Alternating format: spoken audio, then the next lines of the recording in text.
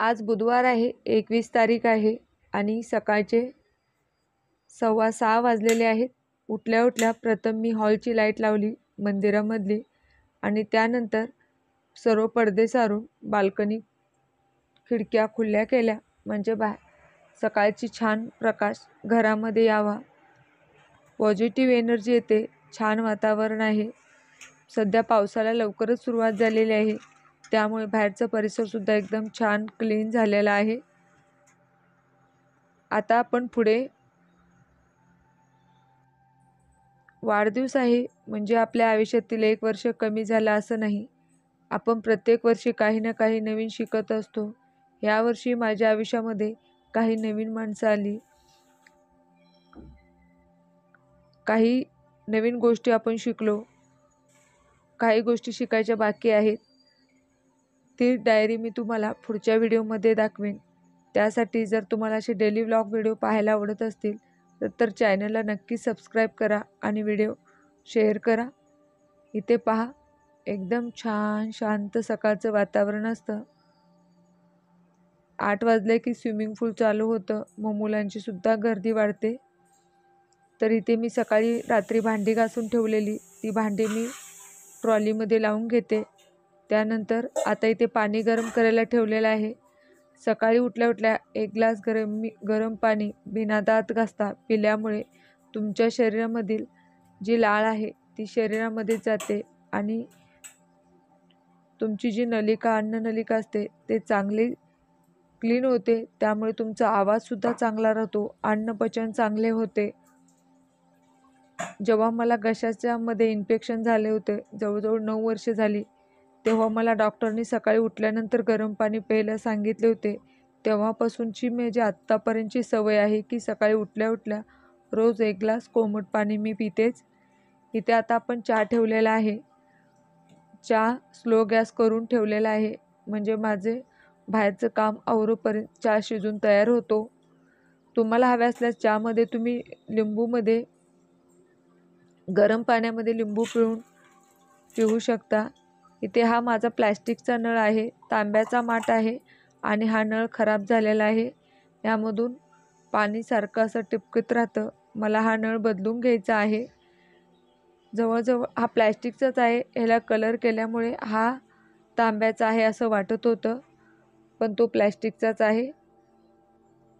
तर सकाळी रात्री मी स्टेटस वगैरे कोणाचे पाहिले नाहीत, पण बऱ्याच जणांनी सकाळी रात्रीपासूनच मेसेज करायला सुरुवात केली. बड्डे वगैरे करायचा काही माझा मूड नव्हता, तर मुलीने इथे छान असं लेटर आणि माझा फोटो काढून ठेवलेला आहे. ती इंग्लिश मीडियमला आहे, मराठी तसं तिचं चांगलं आहे, पण ह्या पद्धतीने हे रात्री मेसेज आलेले होते, तर त्याचे मी इथे स्क्रीनशॉट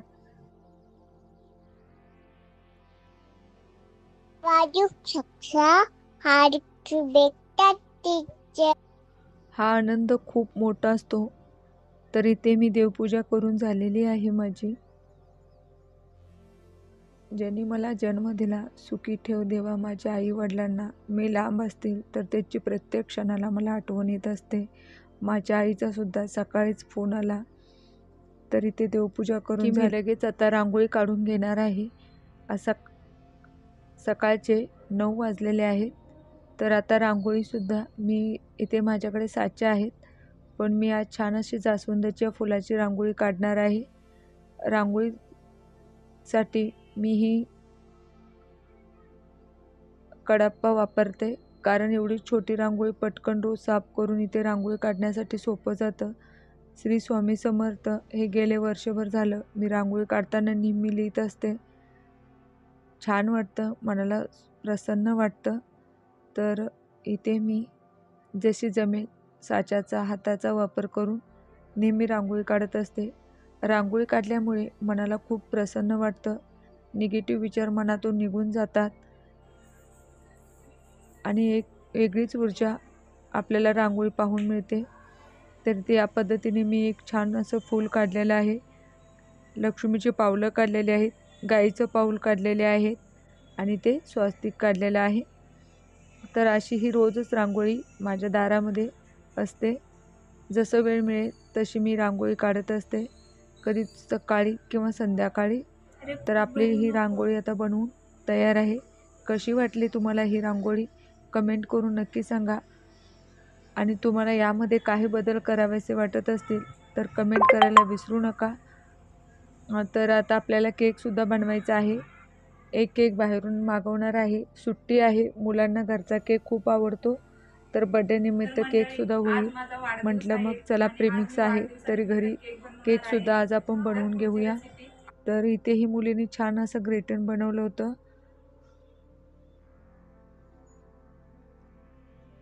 तर केक बनवणं हा पायनॅपल फ्लेवरचा केक बनवलेला आहे. चव तर अगदी अप्रतिम लागते. इथे आपण केक बनवण्यासाठी जास्त काही साहित्य वापरलेलं नाही. अगदी घरगुती पद्धतीने छान असा हा केक तयार झालेला आहे. चला मग केकसाठी इथे 1 कप प्रीमिक्स घेतलेला आहे आणि जेवढं पॉकेट असतं तेवढंच प्रीमिक्स घ्यायचं आहे. साधारणतः 1.5 वाटी हे प्रीमिक्स होतं.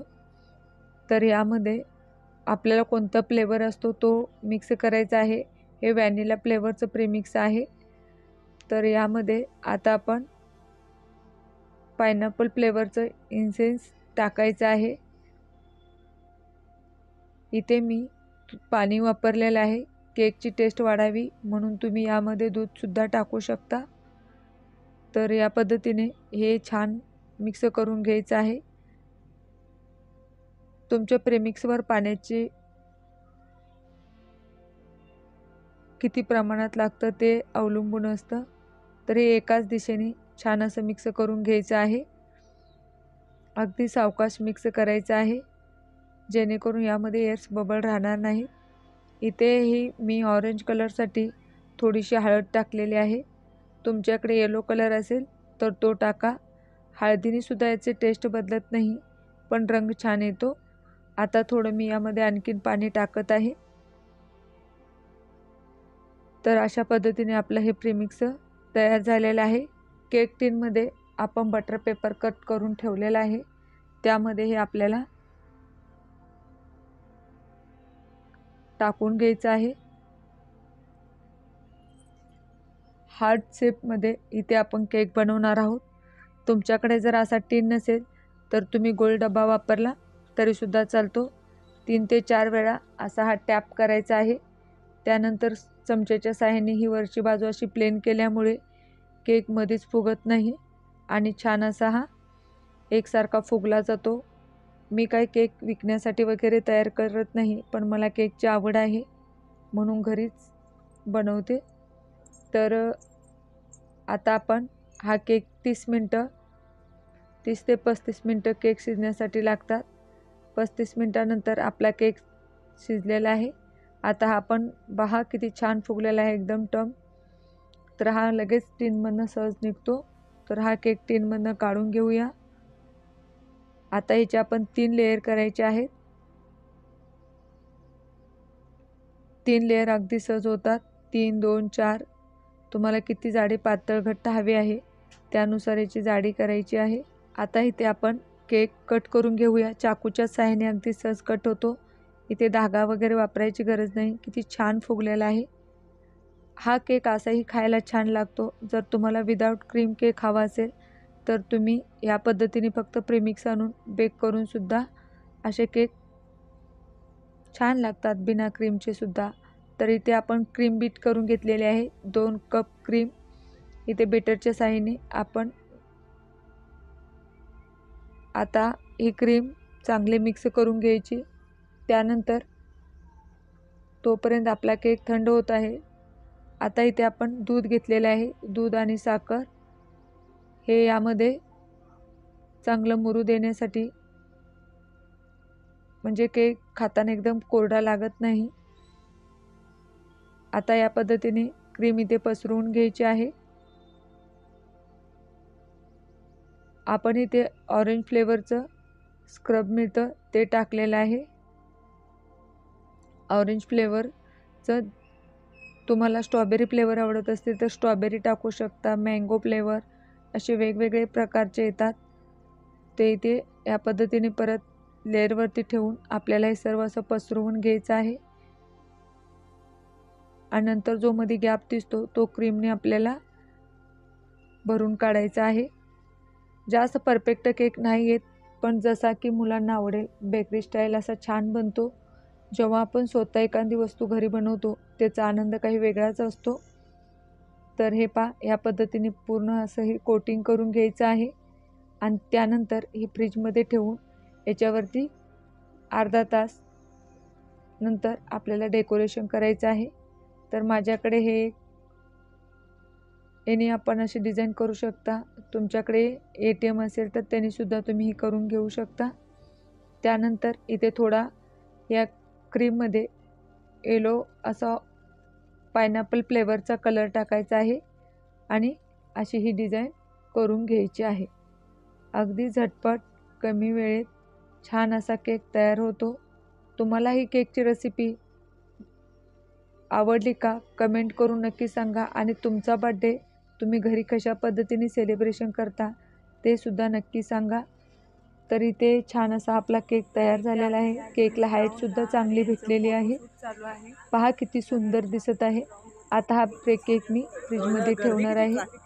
आता वाजलेले आहेत संध्याकाळचे 6:30 वाजलेले आहेत आणि मी जात आहे आता ग्राउंडला, कारण मी आर्नवला खेळायला ग्राउंडला सोडलेला आहे, गावदेवी ग्राउंडला। सध्या पाऊस थोडा थांबलेला आहे, तर इथे मुलांची एक्सरसाइज चालू होती। आता मी 8-8:30ला आमचा बाहेरचा जायचा प्लॅन आहे, पण आर्नवलाच ग्राउंडवरून यायला 8:45 वाजले, त्यामुळे बाहेर जेवणाचा जायचा प्लॅन होणार आहे। हे पहा, इथे मुले खूप छान एक्सरसाइज करतात।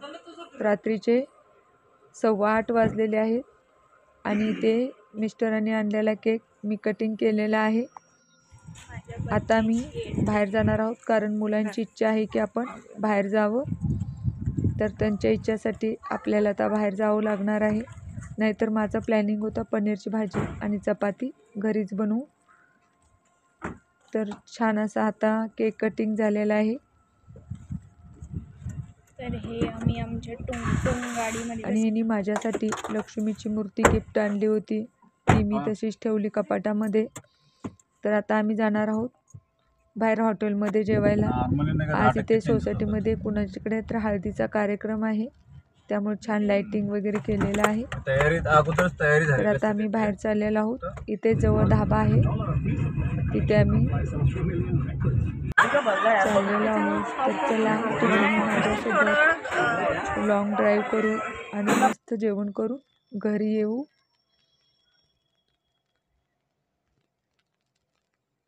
आम्ही निघालो तेव्हा पावसाचं काहीच वातावरण नव्हतं आणि थोड्या वेळाने एकदम जोराचा वारा सुटला आणि पावसाला सुरुवात झाली। तुम्ही व्हिडिओमध्ये पाहणारच आहे पुढे। पण हे इथे बाजूला खूप छान लाइटिंग, असे बाकडे लोड हे बाजले आहेत, गावाला बाजले म्हणतात, तुमच्याकडे काय म्हणतात। छान असं खुलं आकाश आहे, बसायला इथे बाकडे टाकलेले आहेत, लोड आहेत आणि जवळजवळ आम्हाला 10-10:30 वाजले होते। तर छान निसर्गरम्य चंद्राच्या प्रकाशाखाली असं जेवण करायला सुद्धा अगदी खूप छान वाटतं। तरी इथे आम्ही बसलेलो आहोत। आता जेवणाची ऑर्डर आमच्या अंबरनाथमध्ये हा पंजाबी धाबा आहे। जेवण अतिशय उत्कृष्ट मिळतं, 12 महिने इथे गर्दी असते। तर आम्ही आतमध्ये जाऊन जेवण केलं आणि नंतर मस्त पावसाचा आनंद घेत घरी आलो। व्हिडिओला लाईक, शेअर, कमेंट नक्की करा।